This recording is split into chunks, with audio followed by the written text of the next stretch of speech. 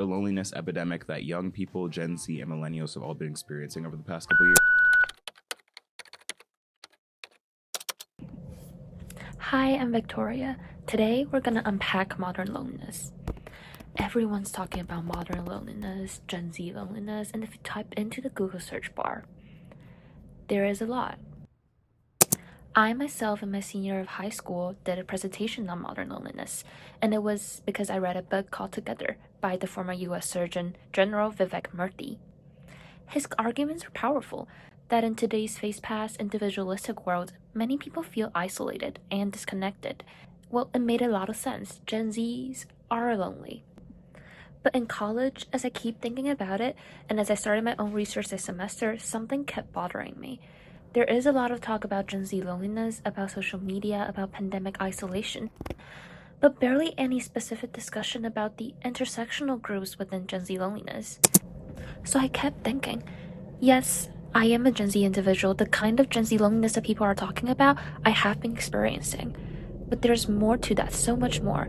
I have a lot of loneliness from my cultural heritage, my sexual orientation, all of those plus the so-called Gen Z loneliness made it a unique kind of loneliness that I am going through. When I started digging for this research myself, I realized that the research on loneliness is huge, and the research on queer mental health is also extensive, but somehow the overlap, the unique experience of queer Gen Z loneliness, was often overlooked.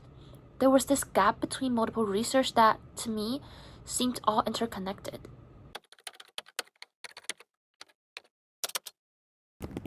In the YouTube video Unpacking Queer Loneliness by Avelo, this experience is described beautifully.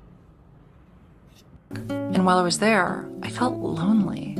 I was surrounded by people smiling and laughing, but I felt lonely.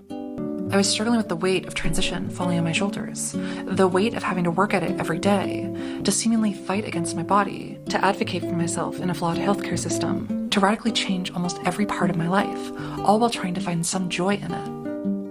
Even though I was accepted by my friends, I still often felt like the odd one out. I still felt like the other.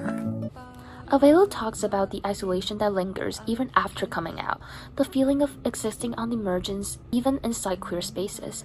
They pointed out how, while Gen Z is often praised for being progressive, queer individuals still face internalized stigma, rejection, and complicated community dynamics that can deepen loneliness rather than heal it. Research also backed this up. Research by Lisiza et al., for instance, highlights that loneliness is rising among younger generations, and another research by Hermann et al. Added that queer individuals often face chronic stress from societal rejection. These layers intersect, but they're rarely studied together. When we say Gen Z is lonely, whose Gen Z are we talking about? That's where doing Alwin and McCammon's article, Rethinking Generations, helped me reshape my thinking.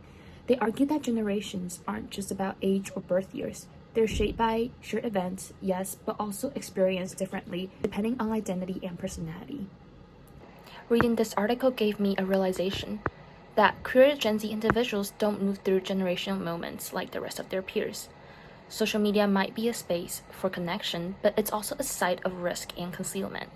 The pandemic might have isolated everyone, but it also intensified family rejection and reduced access to affirming communities for many queer youth. Earlier in this semester, I made a zine focused on queer culture. Inside it, I introduced queer pop culture, especially surrounding Gen Z artists like Billie Eilish, artists like Chaperone, that's catered to my audience, Gen Z individuals. When I did my circulation of the zine, I circulated it at UConn's Rainbow Center and among my friends, where the LGBTQ community Gen Z individuals go to. I got feedback that surprised me.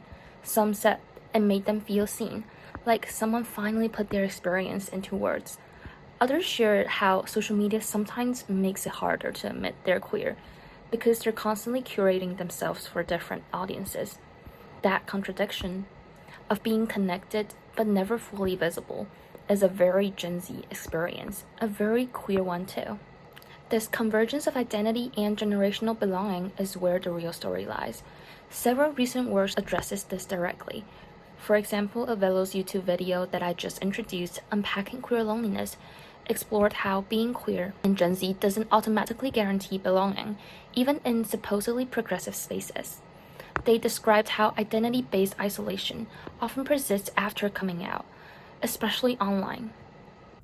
There's also other youth-focused queer platforms that echo this, like lem.us or itgetsbetter.com, which highlight how queer Gen Z are crafting community through digital means, but they're also encountering new forms of erasure and pressure that is unique to the LGBTQ experience of the Gen Z. If we ignore how queerness shapes generational experience, we flatten the narrative, and in doing so, we miss people who are already being made invisible. For me personally, this project brought a realization. The loneliness I sometimes feel isn't just personal, it's systemic, it's generational. It's shaped by a world still struggling to see the full picture of who queer Gen Z individuals really are. And if we want to understand modern loneliness, we need to start asking different questions, ones that name who's being left out.